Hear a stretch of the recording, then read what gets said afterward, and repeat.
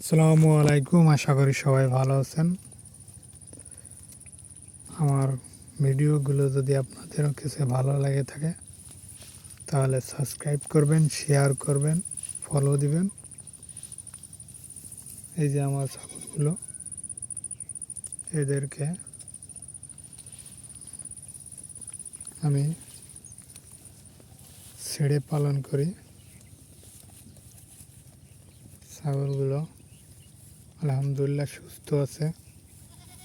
সবাই দোয়া করবেন যেন আমার ছাগলগুলো সুস্থ থাকে। যদি আপনারা এভাবে ছাগল পালন করতে পারেন কোনো জায়গা ছেড়ে, তাহলে আপনার দ্বিগুণ লাভ হবে। আর আবদ্ধ অবস্থায় পারলেও এর থেকে একটু কম হবে, কিন্তু লাভ হবে। ছাগলগুলো এই যে আমার সব এই যে ছাড়া খাওয়াচ্ছে।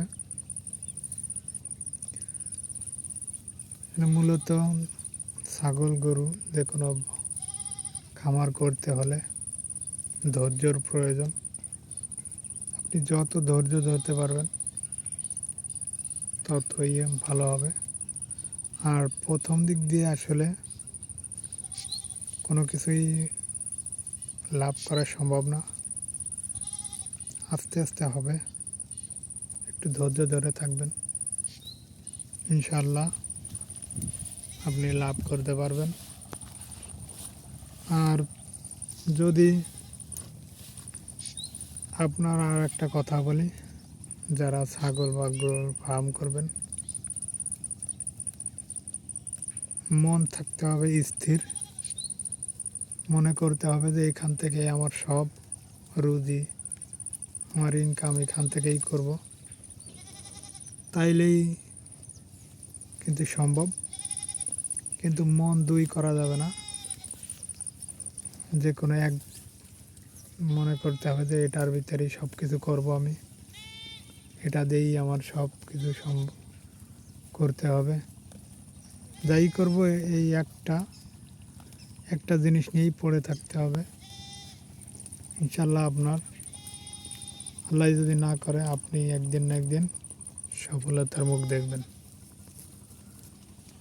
আপনি যদি একদিন বা 2 দিন পর ছেড়ে দেন, তাহলে কিন্তু আপনি লস করবেন বা আর একটায় যাবেন। ওই রকম যদি আপনার মন থাকে না আমি এটা থেকেই সব কিছু করব, তাহলে আপনি আসবেন। আর না হলে ছাগল পালনে খুব কষ্ট। যদি কষ্ট স্বীকার করে আপনি এই জায়গায় আসতে পারেন, তাহলে আপনি আসবেন। যদি কষ্ট স্বীকার করতে পারেন তাহলে আসতে পারেন। আর কষ্ট যদি স্বীকার না করতে পারেন তাহলে ছাগল পালনে আসবেন না। প্রচুর কষ্ট, প্রচুর। এদের দেখভাল করতে হয়, সবসময় খেয়াল রাখতে হয়। যদি ভালো লাগে তাহলে আসবেন। সুখ সব সময় না। যারা দেখবেন যে বড় বড় খামার করছে, ওরাও কিন্তু খুব কষ্ট করে খামার করছে। শুধু দেখবেন যে এত, আসলে তার পেছনে খুব কষ্ট শ্রম আছে। আপনি দেখেই ফাল দিয়ে পড়বেন না যে ছাগলের ফার্ম করব। আসলে খুব কষ্টর জিনিস ছাগলের ফার্ম, যে কোনো কিছুই কষ্ট। যদি কষ্ট স্বীকার করতে পারেন তাহলে আসবেন।